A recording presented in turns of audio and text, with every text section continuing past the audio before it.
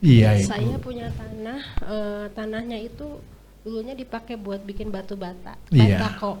Iya. Itu pohon apa yang atau tanaman apa yang cocok untuk di situ? Terus itu kan tanahnya ada kontur, di bawahnya ada sungai, ada kali gitu. Iya, Itu ada longsor gitu kan. betul. Itu bagusnya diapakan biar Dataran berapa, Bu? Ketinggiannya tanah? Sekitar 300 300, sampai Pak. 400. Jauh dari penduduk atau dekat dengan rumah? Jauh. Jauh. Begini, oke. Terus apa lagi kira-kira? Satu lagi, saya punya ayam, tapi nggak banyak sih, mungkin ada 15, Pak. Iya. Itu ayam itu ada yang sering bertelur. Terus waktu itu Dipatuk sama temannya gitu? enggak, Pak. Dia jadi lumpuh gitu. Jadi lumpuh. Tapi bukan tetelo gitu ya. Iya. Itu saya akhirnya disembeli kan. Saya pikir tetelo, ternyata bukan. Terus sekarang sama lagi tuh, ayam yang lain lumpuh lagi. Itu solusinya gimana, Pak? Baik. Makasih, Pak. Wah, ini ayamnya kena asam urat.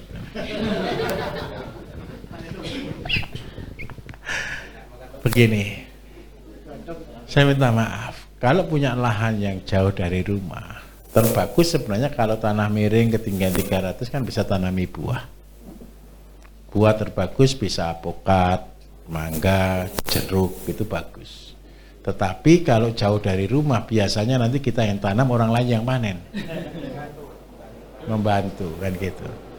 Jadi seandainya kita buat intensif, kita akhirnya menjadi kesusahan di sana. Nah, baik Bapak. Oke, siap. Jadi ketika kita tanami tanaman buah itu paling tidak nanggung resiko apa-apa. Terus yang kedua, kalau itu tanah itu bisa longsor, berarti kita butuh tanaman penyangga. Tanaman penyangga terbaik hari ini Bapak Ibu, tapi kan kita butuh yang menghasilkan. Gitu loh. Jadi kalau memang sudah tanah tidak terurus seperti itu, yang jauh dari mana-mana bisa tanami indigo vera atau kaliandra, yang sebenarnya bisa untuk kambing, untuk tabungan bank pakan. Kalau seandainya mau buat kambing. Luasnya berapa, Bu, kalau boleh tahu? Berapa? 7.000 meter, kan sudah luas. Seandainya Ibu nanti bisa ngelola tanah itu, bisa ada kandang, ada kandang, ada kambing, kemudian ada air tidak?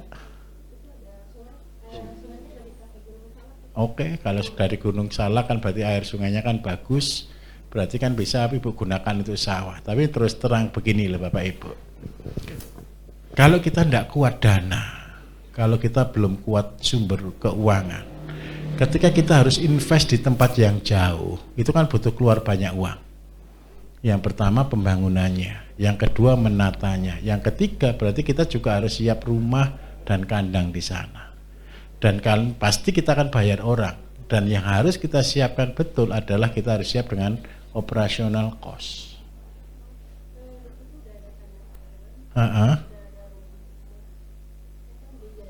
Oke, ada sawahnya enggak kira-kira? Baik, oke. Kalau sudah ada kandang, sudah ada rumah minimal untuk singgah, untuk jaga, nah berarti Ibu tinggal jalankan sistemnya. Ibu pilih mana?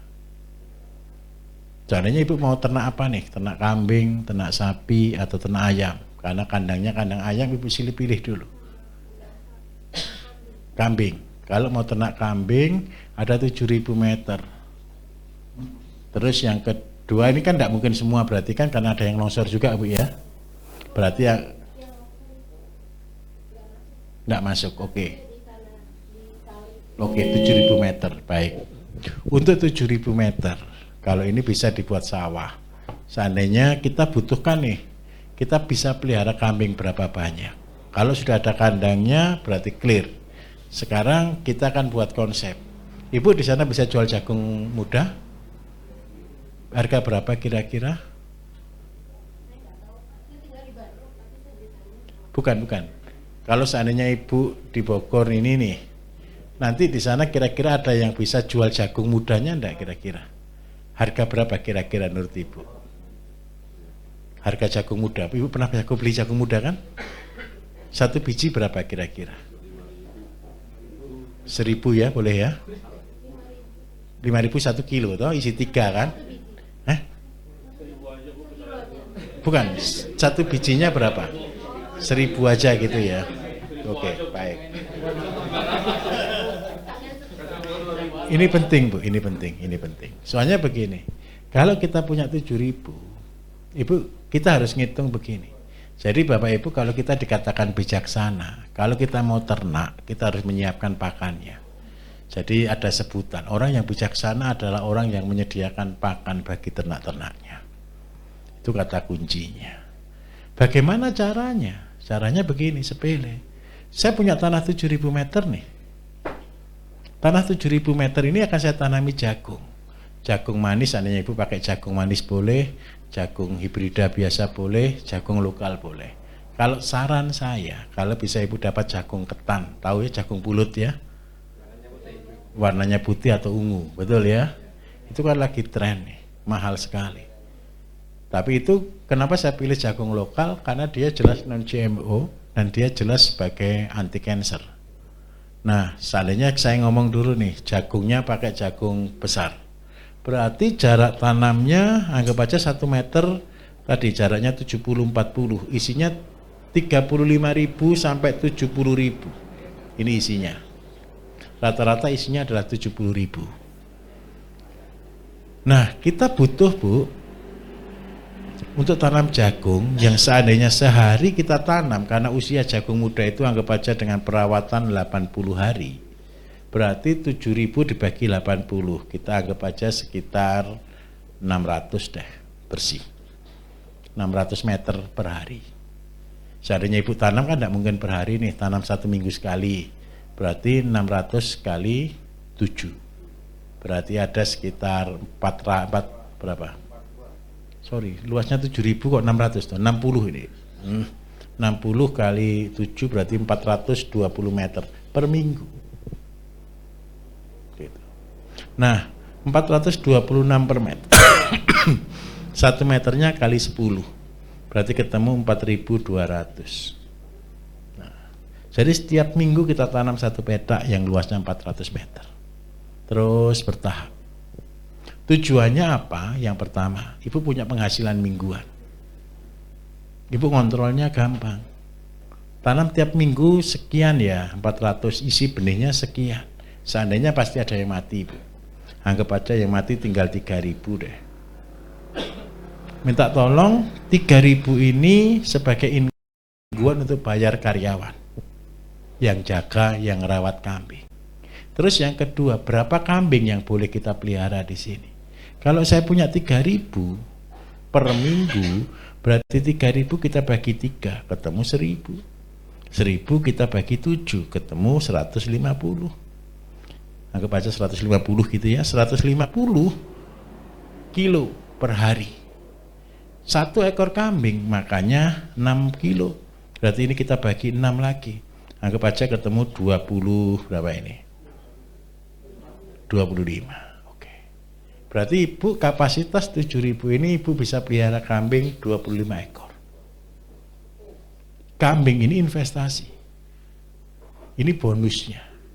Jadi sistemnya bilangnya ke karyawan begini, tolong tanami ini dengan jagung. Nanti gajinya kan Ibu gaji dari jagung nih. Terus limbahnya tolong kasihkan kambing. Nanti Ibu belajar ngolah pupuknya, kotoran kambing, kencing kambing diolah, dijadikan pupuknya jagung lagi. Sehingga jagungnya gratis. Minimal 1 tempat ini akan berfungsi. Terus yang kedua, kalau seandainya ketemu nih 3.000 per minggu, kalau kali 1.000 kan sudah ketemu 3 juta. Seandainya gaji 2 orang per minggu, anggap aja 100 kali 2, berarti 200, 200 kali 6, berarti ketemu 1.200.000 sampai 1.500.000 untuk jaga kambing hari minggunya. Berarti Ibu masih punya income 1,5 juta per minggu. Bisa dipahami? Oke. Jadi ketika kita punya lahan Bapak Ibu minta tolong. Memang modal kita awal 1, jangan datangkan kambing dulu. Tanam jagungnya dulu, semua sudah menghasilkan. Jagung pertama buat sistemnya dulu. Terus sampai yang kedua mulai buat silase, simpan. Setelah semua simpen cukup untuk kira-kira pakan 2-3 minggu, kambing boleh datang. Setelah kambing datang, sistem sudah berjalan. Nah, yang paling sulit dalam sistem ini adalah membangun sistem. Karena apa, Bu? Pertama kali jual kelihatannya sulit deh, itu jual jagung. Kita perlu latihan. Kita minta tolong ke yang tukang sayur itu, bapak-bapak sayur bisa kita bawa ke pasar langsung boleh. Nah, ibu yang harus lakukan mulai pendataan pasar terdekat di mana, pegawai yang akan ibu rekrut ajak ke sana supaya bisa bangun hubungan. Kan ibu tidak mungkin datang tiap minggu kan seperti itu. Mungkin awal-awal seneng sih lihat-lihat, setelah jalan pasti bosan. Itu manusia. Gimana? Sorry, sebentar. Pas itu tuh Pak banyak yang kehilangan kambing gitu Pak. Oke. Itu solusinya gimana Pak? Kalau di sini banyak kehilangan kambing, kambingnya jangan taruh di sini. Kambingnya taruh di tempat yang kerja. Tapi kalau taruh di sini berarti harus ada orang yang full jaga di sini. Begitu.